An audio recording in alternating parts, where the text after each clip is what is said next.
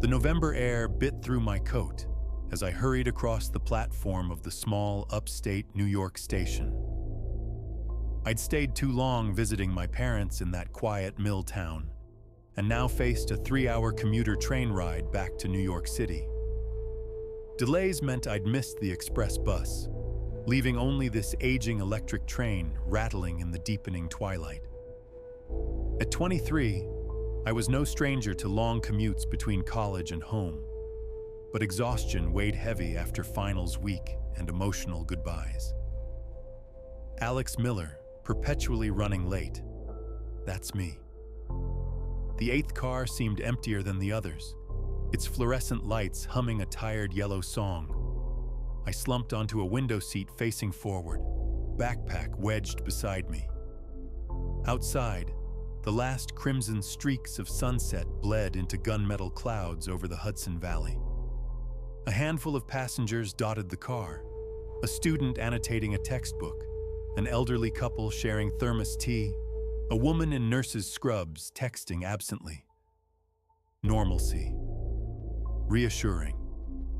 I tugged my coat tighter as the train lurched forward, the rhythmic clack-clack of wheels syncopating with the indie rock playlist in my earbuds.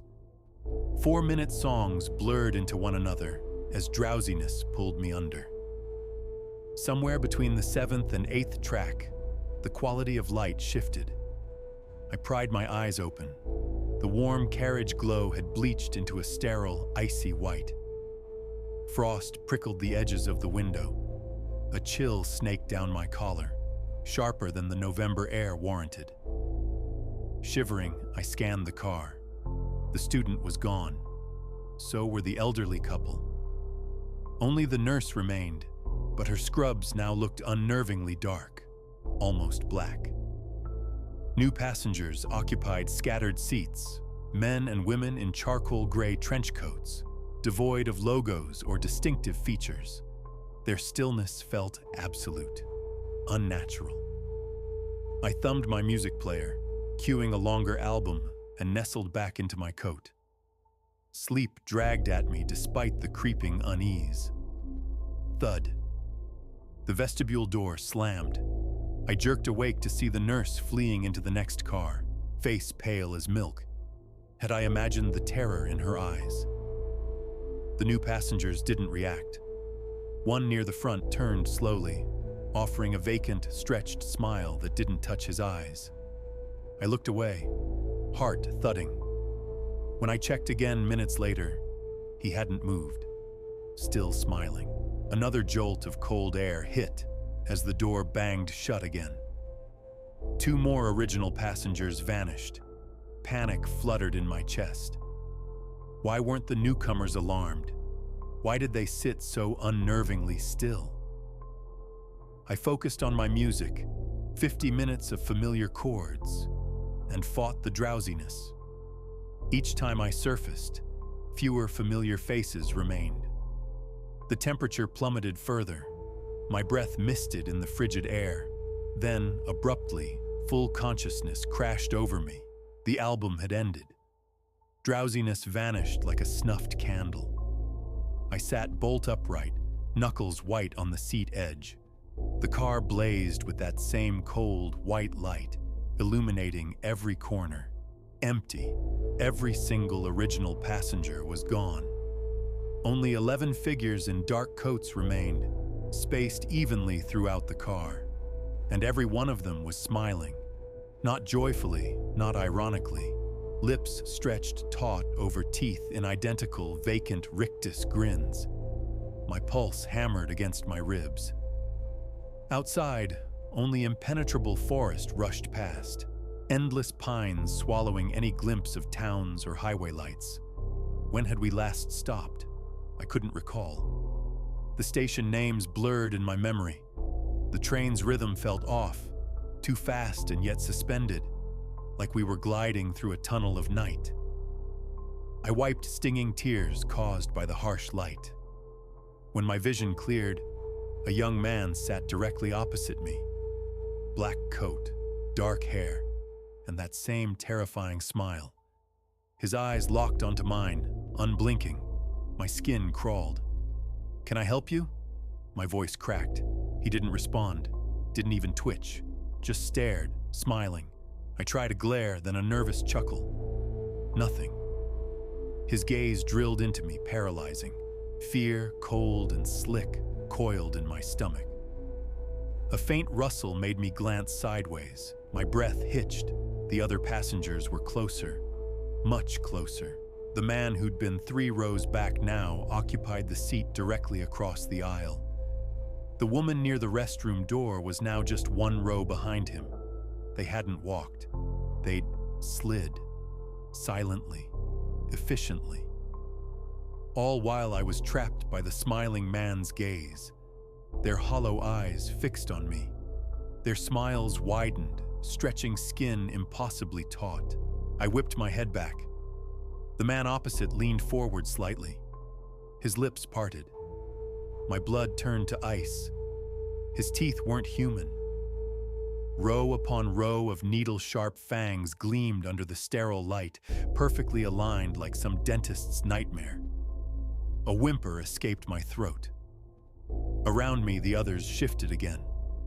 Now they flanked me, 2 on my left, 3 on my right, the rest closing in from the front and rear. The air thickened, smelling of ozone and damp earth. Their collective stare pressed down, heavy as stone. A piercing whistle shattered the silence. The vestibule door flew open. A conductor in a navy blue uniform stood framed in the doorway, his ruddy face stark against the gloom. "You! Red jacket, now!" he bellowed, beckoning frantically. I didn't think. I lunged. My shoulder slammed into the sliding door as I stumbled into the vestibule. The conductor yanked me through just as the door hissed shut. I caught a final glimpse through the glass. The smiling man's face contorted into silent fury, lips peeling back from those impossible teeth. Behind him, the others no longer smiled. Their expressions twisted into masks of pure, venomous hatred. Then the connecting door sealed with a thump.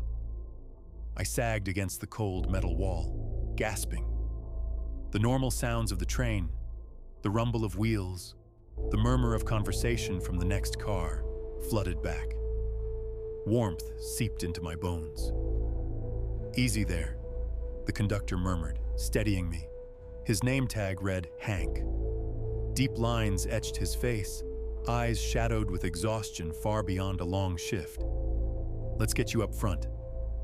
He led me through packed cars. Ordinary people reading, chatting, dozing. The contrast was jarring. In the locomotive cab, a small crew room held a battered table and 2 chairs.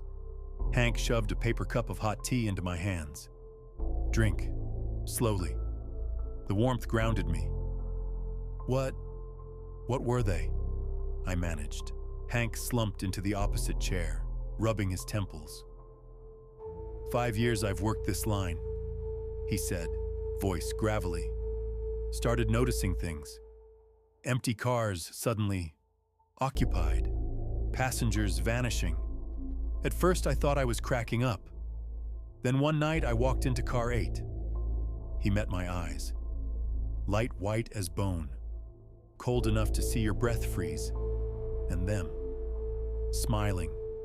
Moving closer without seeming to move. I barely got out, almost didn't. He took a long gulp from his own cup. "It happens every few months. Usually someone tired, not paying attention, sleeping. That car, it's like it slips in between the others. Not always the 8th, but always extra, always wrong." "Why didn't they grab me sooner?" I whispered. "They take their time," Hank said grimly. "Like cats with a mouse. They wait till you're properly scared, till you see them. Then they close in. Most folks sense something's off, the cold, the quiet, and bolt before it gets bad. Smart. The ones who stay." He trailed off, staring at the swirling steam from his cup. "They're gone. Car vanishes, poof, like it was never there. Regular train cars bump together again, like nothing happened. A shudder racked me. Have you tried anything to stop them? A harsh, humorless laugh escaped him. Tried? Kid, I've tried everything. After the first time I pulled someone out, a girl no older than you, half frozen with terror, I started carrying a pistol. He patted his hip. Next trip, I saw them closing in on an old man. I drew. Fired 2 shots point blank at that smiling bastard. His knuckles whitened on the cup. Lights flickered. Then, normal car, empty. Just me standing there with a smoking gun while a dozen passengers screamed. Nearly lost my job. Police reports, psych evaluations. Nightmare. He leaned forward, intensity burning in his eyes. Holy water? Splashed it. They just smiled wider. Prayers? Nothing. Tried taking pictures. Got shots of an empty, perfectly normal commuter car. Stayed awake for 48 hours once, riding back and forth, gallons of coffee, dozed off for seconds. Woke up surrounded, had to fight my way out. He ran a hand over his face. I'm done. Spent years of my life trying to understand. Researching train histories, local legends, disappearances, nothing. Zilch. It's eating me alive. I got a wife, kids. I just can't chase phantoms anymore. He fixed me with a desperate stare. But you saw them, you know. So listen, never sleep on a train. Never zone out staring at your phone. If the lights go cold white, if you see nothing but endless dark woods out the window, run, don't hesitate.